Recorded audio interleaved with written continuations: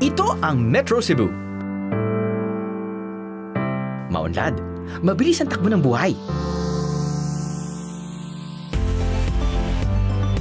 Ayon sa kasaysayan, dito unang bininyagan ang mga Pilipino upang maging Kristiyano. Dito rin nagsimula ang pagiging kolonya ng Pilipinas sa ilalim ng Espanya. Pero sa pagitan ng malalim na kasaysayan at mabilis at modernong kaunlaran, ano-ano nga ba ang mga bagay na nagbibigay sa Cebu ng kanyang namumukod-tanging Cebuano flavor? Silipin. Here, also known as the oldest street in the Philippines. I feel so young. Also me. Yeah. Damhin. You know, sa Carbon, you meet very friendly people. Hi. Hey! Can I lick? Yeah, true! See? Friendly people. At tikman natin ang kasaysayan sa pamamagitan ng iba't ibang flavors of Cebu. Hindi naman siya masama kainin eh. Keto. Sabi nila keto. Fat. Huwag lang rice. Isang masarap na pagsilip sa kasaysayan ang naghihintay sa inyo ngayong gabi, mga biyahero. Sama kayo sa biyahe ko? Para sa mga first-timers sa Cebu, pinakamainam mamasyal ng maagang maaga o sa hapon kung kailan hindi pa tirik ang araw o hindi pa ganong maraming sasakyan. May ilang pang masarap na almusalan sa iba't ibang eskinita ng downtown Cebu. Hanapin lamang ang mga kalderang mausok. Siguradong merong pagkain na patok. Ito yung Tabo sa Banay. Pinakalumang food strip or food street dito sa Cebu. Ito, maliit na version ito ng mga ginabot. Parang nandito na lahat. May mga larang din dito paminsan, lansiaw.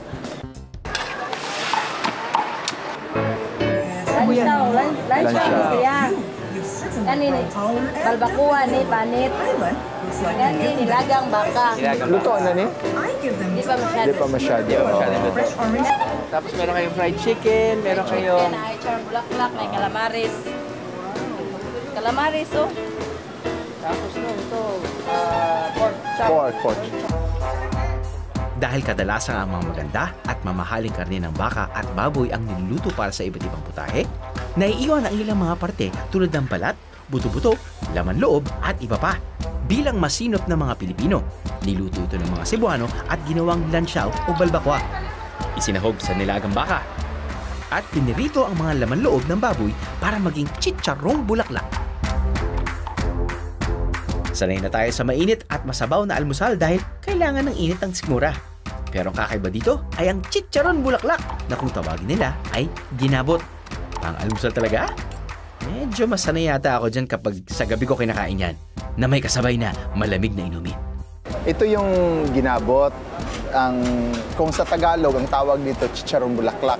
Okay. Kasi it looks like petar flowers.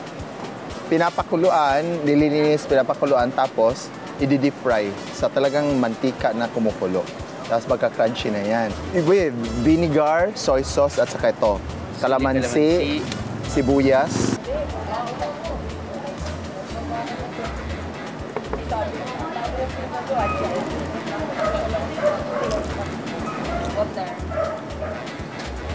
Hindi ko alam kung 7 a.m. or 7 p.m. Kasi ito usually yung pulutan eh. Yung ginabot dito, talagang since time, may ginabot na sa Cebu. Okay. Pero hindi lahat ng tao kumakain pa ng ginabot. Hindi pa masyadong populated ang Cebu, hindi pa masyadong kumakain ng ginabot. Kung pupunta ka ng Carbon Market, makikita mo may mga nakabox doon na frozen, na chicharon bulaklak, as far away from Spain, Norway. Dahil tinatapon lang nila. Tinatapon nila sa kanila. They don't eat it because it's unhealthy. Right. But they find a place in which it's a delicacy. So dito na profitable for them. And profitable also for Filipinos. Yes. Pero parang it's hard to decipher because, you know, if it's deep fried, Puro pareha. Everything tastes the same, no? Puro pareha. Everything fried tastes good. Yeah, totoo. Ang pagkain, nauubos. Nag-iiwan na lang ng konting lasa sa ating alaala. Pero meron din naman mga bagay na nagtatagal. Dito sa Museo Sugbo, makikita ang ilang mga gamit na may ambag sa kasaysayan. Ang Museo Sugbo po ay ang Cebu Provincial Museum, isang museum na pinatatakbo ng Cebu Provincial Government. Dati po siyang kulungan na itinayo noong 1871 at ang tawag nito dati ay Carcel del Distrito de Visayas kasi naging kulungan siya para sa buong Visayas region. Meron kaming 12 galleries sa loob ng museum featuring po yung history ng Cebu from the pre-colonial period, the Spanish occupation, the American occupation up to the World War II. Historical documents, artifacts at mga lumang gamit ang makikita rito. Pero ang ikinagulat namin ay ang kanilang koleksyon ng limpak-limpak na salapi. Ang Museo Sugbo po ay ang may pinakamalaking collection ng emergency notes. Yung emergency notes po ay yung pera na that was produced ng Commonwealth government during the Japanese occupation. Ito po yung counterpart ng Japanese currency, yung tinatawag na kura. So, while the Japanese, meron silang tinatawag na kura, yung under naman the American guerrilla, may tinatawag din tayong emergency notes. Biruin mo ang napakaraming salaping papel nito ay hindi pa lahat na nasa kanilang koleksyon na kung susumahin ay aabot ng 100,000 pesos noong mga panahong yun. Accounting for inflation, nagkakalaga ito ngayon na humigit kumulang 2.5 million pesos. Hindi lamang mga Kastila ang nagkaroon ng settlement sa Cebu, gaya ng maraming lugar sa Pilipinas. Siyempre, meron din mga Chino na namuhay at nanirahan na sa Cebu. Nag-iwan din sila ng sarili nilang tatak sa panlasang Cebuano. Hanggang ngayon ay matitikman ang original Chinese specialties sa downtown Cebu. Tulad na lang dito sa Eng Lai Hyong na sinasabing isa sa surviving traditional old Chinese restaurants sa syudad. Kung busog ka naman at medyo merienda lamang ang hanap mo, dito naman sa La Fortuna, isa sa pinakamatandang bakery, matitikman ang classic treats tulad ng hopya, tikoy at iba pa. It has been that kind of formula long time. Yes, this is the oldest hopia. When we came to Cebu, they did a lot of products, and it seems this one people like this best. So we continue this one, and from time to time we try new products, introduce new products, so people can have choices. Kung ang Calle Colon ang sinasabing sentro ng komersyo noong araw at pinakamatandang kalsada ng Cebu, ito naman ang masasabing pinakamatandang palengke sa syudad, ang Carbon Market. So mga bay, nandito tayo ngayon sa Carbon. It's the oldest and the biggest market dito sa Cebu. Now, isipin nyo na lang, parang Divisoria, di ba? Nagsama-sama na lahat. Dry market, wet market, supermarket, lahat na ng isip mong pwedeng bilhin nandito. And I think it's 24 hours, pero syempre hindi naman lahat ng stores open. Tutulog din naman sila. But yeah, it's like when you want to buy fresh fish, come here very early. Gusto mo ng gulay, meron yata rin doon. But anyway, ito yung sentro. Kaya ito yung baksakan ng lahat. So if you need anything here in Cebu, Carbon is the place to be. Pinangalanan itong Carbon Market dahil malapit dito noon ang imbakan ng coal o uling na ginagamit sa mga tren noon. You know, sa Carbon, you meet very friendly people. Hi!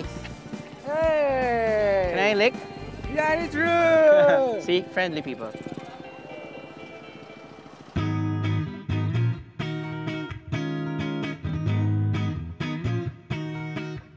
Sa Carbon Market, makakabili ng mga sariwang produkto tulad ng mga prutas gaya ng saging na saba na ginagawa namang banana Q. Mga from capital area, iba-ibang within the city, dito bumibili. Parang kakaiba nga yung ano nila, no? Parang glazed donut, ay sugar-coated donut, no? Ito. Isang klase lang yan, may lulutuin pa siya. Okay. Mainit pa. Mainit pa. Ayan, no?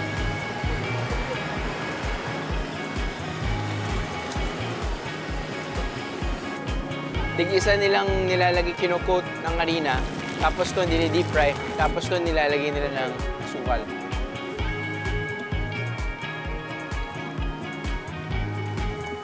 Balita, sino nanalo?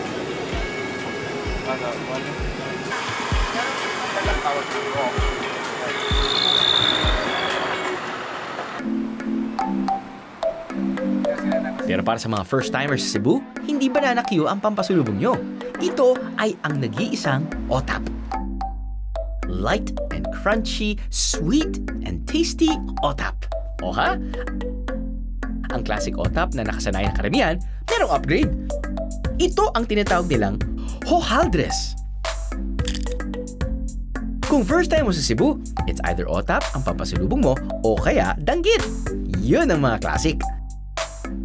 Pero meron pang ibang papasulubong items na pwedeng iuwi mula sa Cebu. Malapit sa simbahan ng Santo Niño de Cebu, may ilang mga street stall na nagtitinda ng iba't ibang kung ano-ano.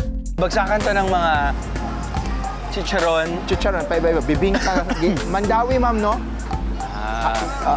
Mandawi. Okay. So parang ano na rin, kapag pupunta dito... Chicharon sa karka. So, kumbaga okay pumunta dito yung mga turista dahil parang one-stop shop. One-stop shop na. One town, one product or yung mga delicacies from each town. Karamihan ng bumibili galing ng Santo Niño, nasisimba. Right.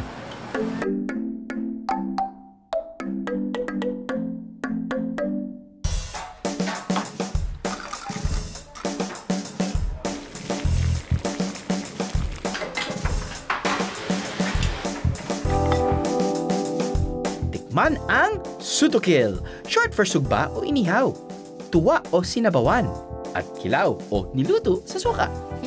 Yung sutukil, sugba, tula, tsaka kilaw. Pero pag umorder kayo, kakain dito, pipili muna dito sa vendors, tapos ipapaluto namin ng 15 to 20 minutes lang. Ito, parrot fish, pang sutukil siya, bestseller siya dito. Pwede siya isigang or tinula. Saka itong gilid, gawing inihaw.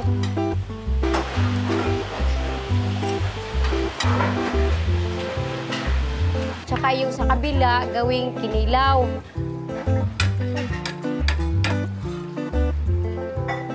Sa isang isda, 3 luto na siya.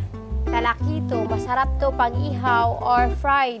Ito, tangigi, masarap din to pang sutukil, sisling, kinilaw, tsaka tinula or sigang.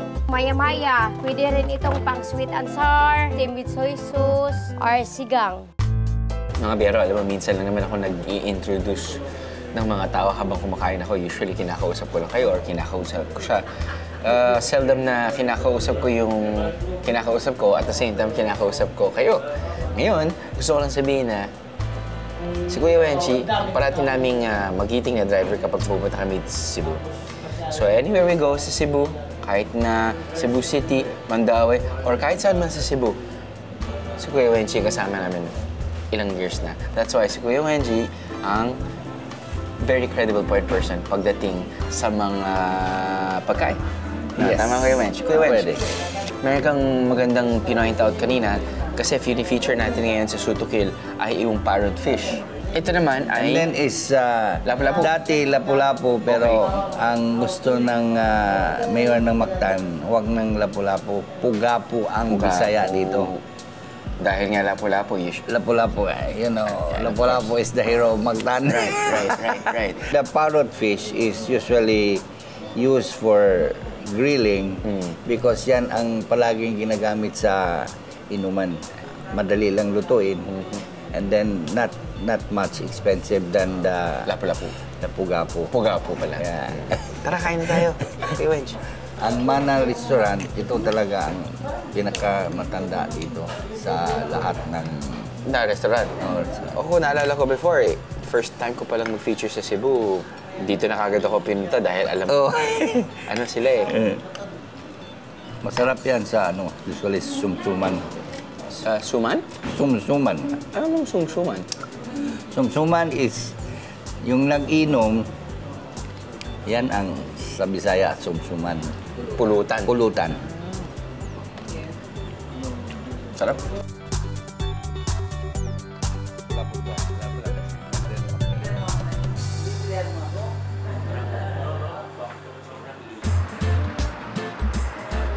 Marami na rin ang kainan sa Cebu na naghahain ng sutukil, tulad ng Restaurant Ado.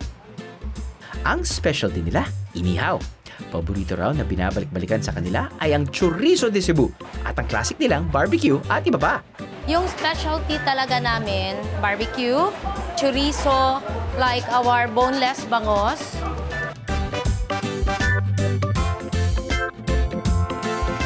Kaya bumabalik dito yung mga tao kasi masarap na, tapos yung price reasonable, at saka very good ambience.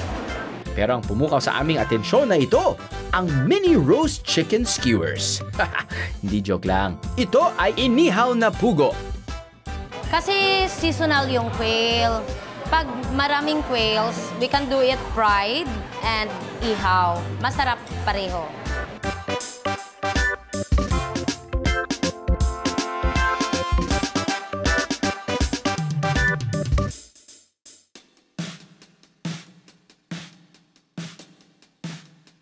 Ang simple at tradisyonal na sutukil, hindi komplikado at madaling ma-enjoy. Kung hindi mo naman hilig ang sutukil, subukan mo ang pagkain sa century-old house na to. Tikman ang kanilang specialties, ang Filipino and European dishes, with a twist. We transform it from a colonial house to a restaurant. We don't have the exact year when the house was built. It's around 1900, so that's why we name it circa 1900, more or less 1900. This year we highlighted tablea. It's a Filipino product, chocolate from the cacao. Chocolate on pasta, chocolate on salads, chocolate on fish and meat. Chocolate, chocolate, chocolate. Sa labas naman ng bahay, maaring magpahinga sa lilim ng mga naglalakihang puno habang ninanamnam ang banayad na simoy ng hangin. We have a garden na preserve namin yung mga trees from the house, from the old house talaga. So we have different, yung mga trees na hindi na natin masyado nakikita ngayon in present time. So we have this garden here that pwede din na gawin as a venue for different occasions, especially weddings or birthdays or even small gatherings lang.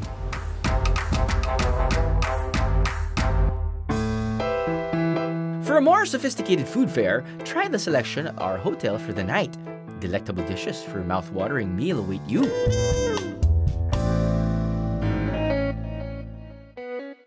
Matapos ang buong araw ng pamamasyal at pagkain, oras na para magpahinga. Mainam na ang aming napiling hotel ay hindi masyadong malayo sa sentro ng Cebu City. Very accessible sa lahat, pero hindi naman naiipit sa traffic ng syudad. Hi viewers, it's Friday night. I'll show you to my room. This is the Mezzo Hotel Suite, I think. Or nagpapanggap lang ako. Got your bathroom over there. Sofa, your king-size bed, very fancy chair.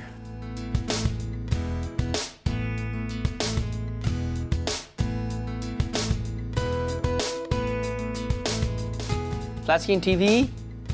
Nasa 8th floor tayo, so kahit pa paano medyo we have a nice view of Cebu.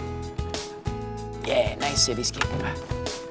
Meron dito ang mga tao! Ay, wala na. Kasi alis yung mga producer. But restroom, para makita niyo lang. Yep, one of those modern hotels. Clean. Nice. Maliwalas. Malamang malakas ang tubig.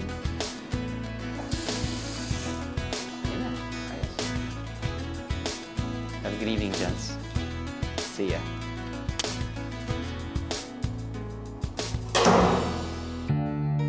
Matatagpuan ang probinsya ng Cebu na halos nasa gitna ng mapa ng Pilipinas. Napalilibutan ito ng iba pang mga malalaking isla. Marahil dahil dito, naging magandang daungan ng mga malalaking barko ang isla dahil sa pagkakaroon nito ng mistulang natural protective barrier sa palibot. Bago pa man dumating ang mga mananakop na Kastila, ang mga isla ng Pilipinas ay may masigla ng pakikipagkalakalan sa iba't ibang kultura. Sa pakikipagkalakalan nito, Hindi lamang mga kasangkapan o produkto ang binabarter, pati syempre mga kagawian at pagkain, tulad na lamang ng simpleng puso.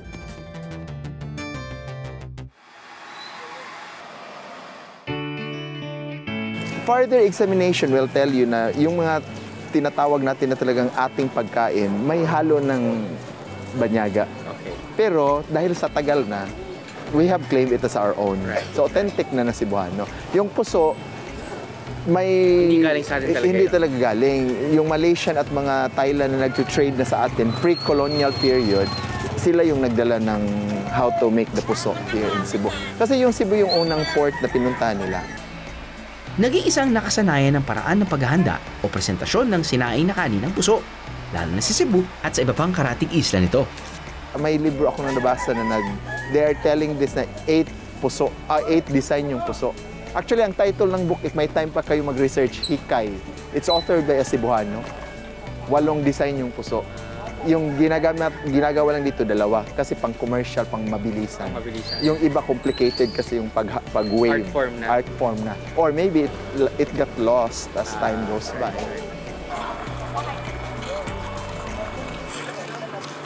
Sa ngayon, komunidad na ang naghahanda ng mga puso sa Cebu. Sa kanila na rin galing ang supply ng puso sa iba't ibang kainan o restaurant sa buong syudad. So, isang piraso, 5 pesos. 5 pesos. Ito na yung pinakamalaki nila. Tapos meron din silang 2 pesos. Tapos binibenta na ito sa yung 10 pesos na. May tubo na. O yung kung kakain ka na doon, 10 peso na. Yan ang design. Tapos sa inyo po ilalagay yung ano. Ito dito.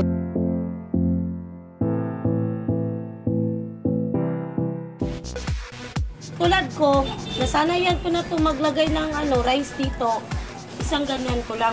Pero pag bago pa lang ninyo, ginaganyan ko nyo. Ganang isa, lain ang design. Buka ko Isang ganyan. Okay na yan? Konti pa. Konti Lagay mo na pa. lang.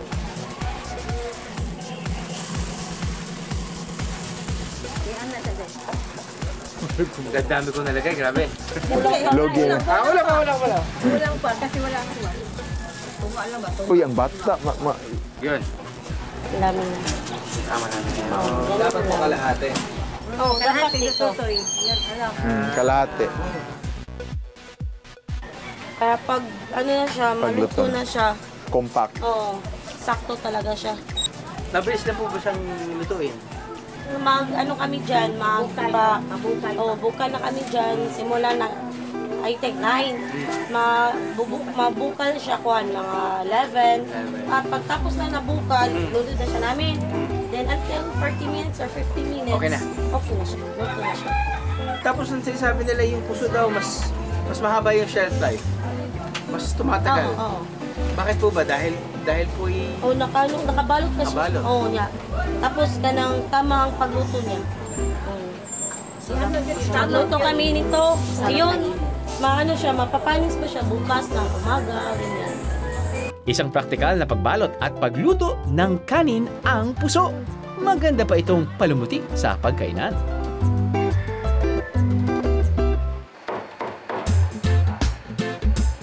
Sinasabing bago pa dumating ang mga Kastila, ay mahilig na ang mga Pilipino mula sa iba't ibang isla sa lechon. Pero rito sa Cebu, talagang sumikat ang lechon. At kapag sinabing Cebu lechon, katumbas nito ay ang malutong na balat at malinamnam na laman. Sa amin po, sa probinsya po namin, usually po ang lechon namin is may mga basic na ingredients lang po tulad ng spring onion, bawang, mga ganun lang po, saka tanglad or lemongrass. Another way of cooking na lechon na po siya kasi wala siyang MSG, tapos yung balat niya walang toyo. Ang ginagawa po namin, binubudburan po namin siya ng tubig ng buko bago po siya isasalang para mag-crispy po siya. Tapos nilagyan po namin ng asin, tsaka parang piniprek po namin siya. Yung balat po para lumabas yung parang crispy na parang chicharon na balat pagka-luto ng lechon po. Undeniably, ang paborito kong karne ay hindi beef, hindi manok, kundi baboy. Kapag nakita ko sa itinerary namin na meron kaming feature na lechon, ako talagang excited na ako. Siguro isang linggo akong kakain ng salad. That's a lie, of course. Mga 2 days lang. Okay, fine, 1 day. Okay, fine, 1 meal. In front of us ay different types of lechon dishes na ino-offer nila. You've got, of course, you've got your gising-gising, kasama na dyan yung pork. Meron kayong, guessing this is lechon fried rice. Ito yung kanilang classic lechon. You've got lechon sisig, lechon pansit. 3 styles of lechon. Meron ka ditong boneless lechon. Meron ka ditong parang twice cooked adobo type, pero lechon. Meron ka dito yung classic din. Other dishes that will definitely complement to the taste, texture of lechon. So, ano nga ba ang unahin natin? Of course, yung balat.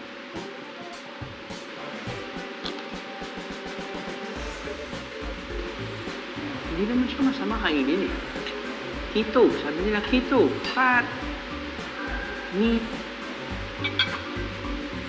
Huwag lang rice. But anyway. Alright. Sisig lechon.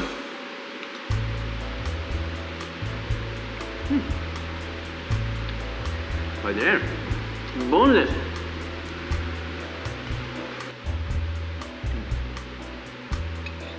Sa mga pork lovers there, hindi ko na kailangan i-bend sa inyo kung gaano kasarap ang lechon. Pero sa mga vegetarian, pescatarian, mga vegan, the reason why I love pork so much is because iba yung lasa niya eh. Lalo na kapag kukunin mo yung ribs dahil nandun lahat ng herbs and spices dun sila nag-base in. And then you just eat it with the skin, which is so crunchy and so oily. Kahit kapag nagluluto kami ng lechon kawali ng Friday, hindi namin naubos. Ilalagay ko lang sa oven ng Sunday, kala mo bagong luto pa. Dahil sobra siyang moist pa rin dahil sa kanyang taba.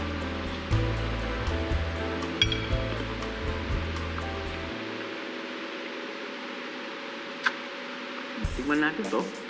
Dahil ito parang shredded, tapos nun frinay ulit. They're geniuses actually. If you fly out from Cebu at hindi nyo nasama sa itinerary ang Zubuchon, they have refrigerated packs already cut up na lechon for takeaway. You can actually get, yung mga styrofoam bags or packs, and you can, it can travel with you para perfect pasalubong sa mga kaibigan mong vegans. Kain na!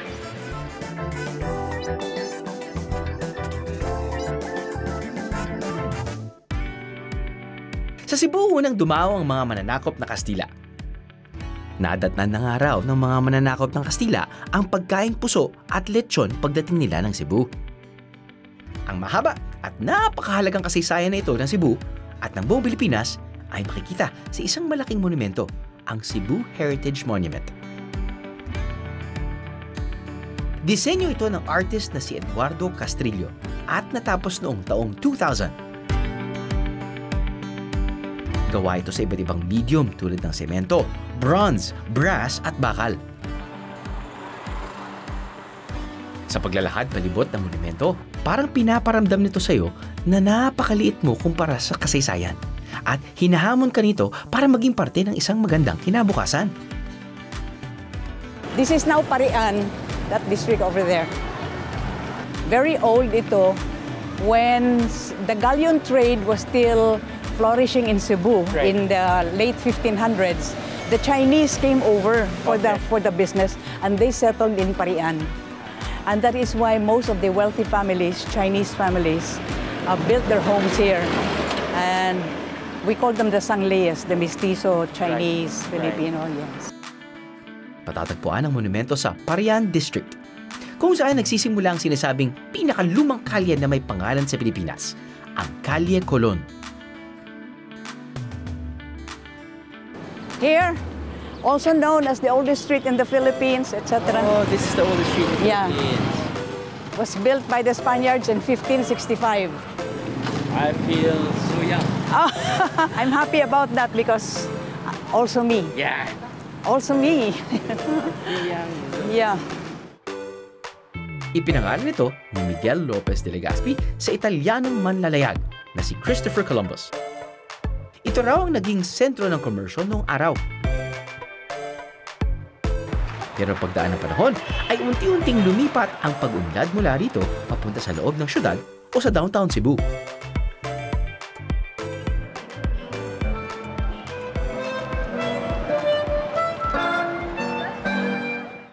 And we are taking this route straight. It's not very near, but it's walkable. Right. Huh? Are you game? It's a good walk. Okay. Good walk. Here. Halos magkakalapit lamang ang iba pang mga historical sites sa Cebu City at pwede mo itong lakarin kung medyo enjoy ka sa paglalakad.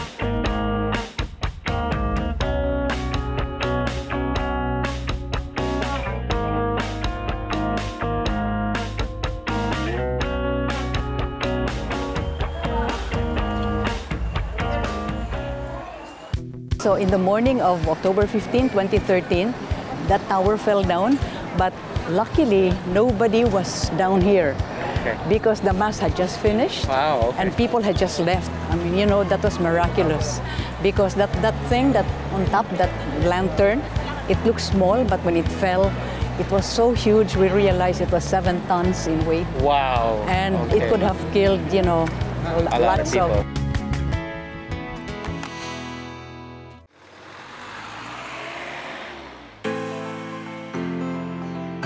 So, Drew, we're just crossing the very historic Plaza Independencia. It was called Plaza de Armas before. Narito rin ang sinasabing isa sa pinakamaliit at pinakamatatandang muog o fort sa Pilipinas. It was built in 1565 by Miguel Lopez de Legazpi when he arrived and settled here in this area, and it became the first Spanish settlement in the whole archipelago. It was built in 1565, but it was made of logs.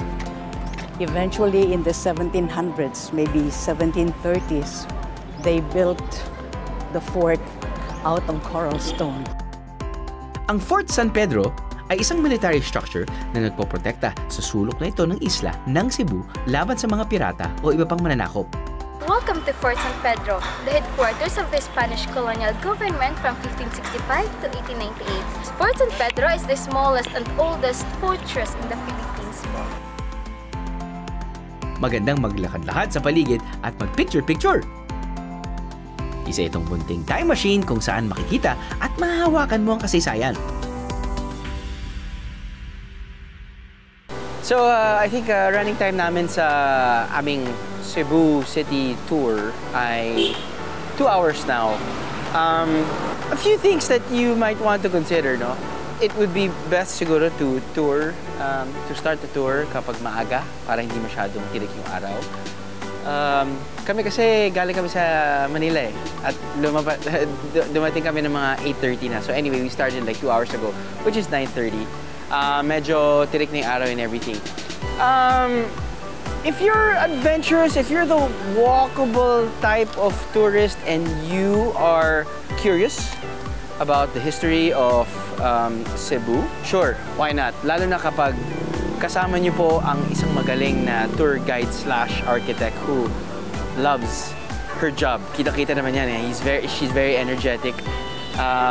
But yeah, I think for these tours, you can do it a few hours. You can do it half a day. Yeah, you can do it the whole day. It's really up to you. Alam mo, pupunta ako sa Cebu. Kumakain ako ng lechon, kumakain ako ng danggit, alam ko yung gitara, pero parang interesado ngayon akong makita at malaman kung anong pinanggalingan ng Cebu. So, this might be the tour for you. Ang muog o fort ay itinayo para depensahan ang baybayin laban sa mga kaaway. Pwede rin dumaong sa mga pantalan. Ito ang Pasil Fishport. Isa sa pinakabuhay na bagsakan ng isda sa Cebu. Kung sa loob ng mga naglalakihang fort, simbahan at magagarang bahay ng mayayaman noon sa Cebu ang makikita, sa mga palengking katulad nito matatagpuan kadalasan ang mga ordinaryong mamamayan.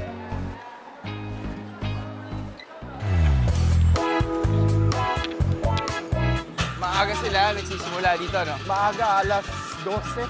Alas 12. Walang tulugan dito. Ito yung Fishport start. Madaling araw pa lamang ay barko-barko at naglalakihang isda ang dumarating dito. Sa wholesale market na to, nagkakaroon ng subastahan o bidding ng mga isda na per container ang presyuhan.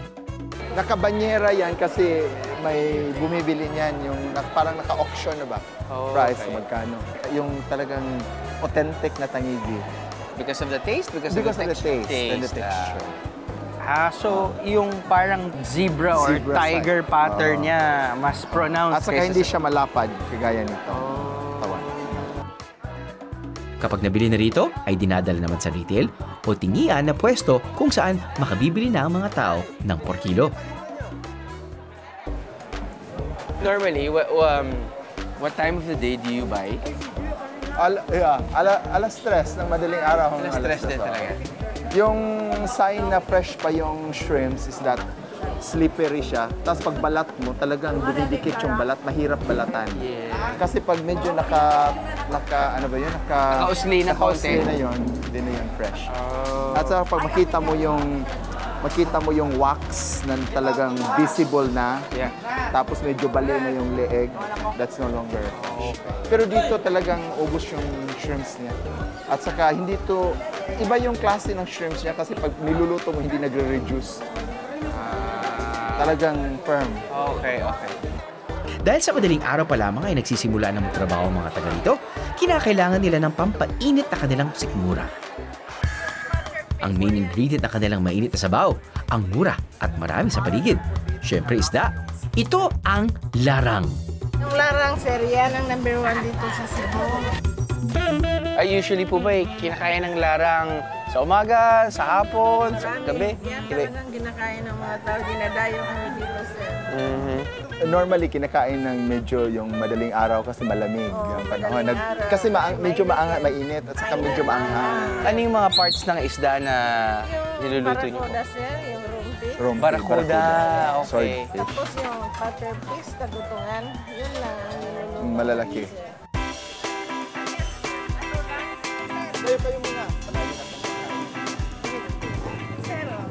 Sarap sa tiyan. Tamang asim, tamang alat. Yun, oh.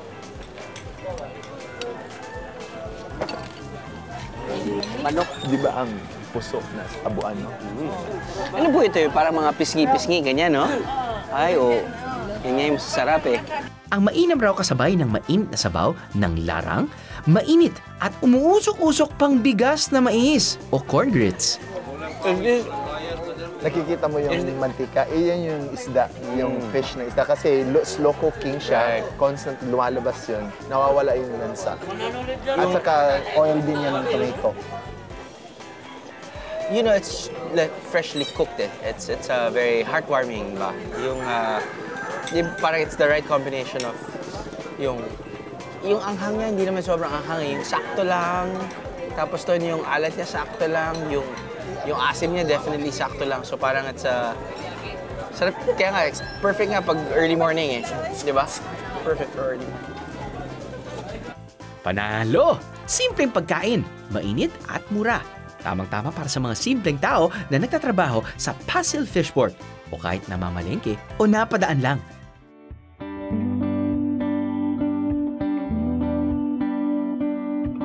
Ang mahaba at makulay na kasaysayan ng Cebu, masasalamin sa natatangin nitong mga pagkain. Matitikman ang bakas ng kasaysayan sa mga putahing naging bahagi na ng ating buong Cebu experience. Talaga namang hindi makukumpleto ang isang biyahe kung hindi malalasahan ang mga lokal na lutuin. Mahilig sila sa mga pagkain na may simpleng sangkap pero hindi tinitipid sa sarap. Dito mo raw makikilala ng husto ang pagkatao ng mga Cebuano. Iba-iba ang lasa, samot-saring storya. Pero kapag nagtagpo na lahat sa dulo ng ating dila, tiyak isang karanasang tatatak sa inyong alaala, pati sa sikmura.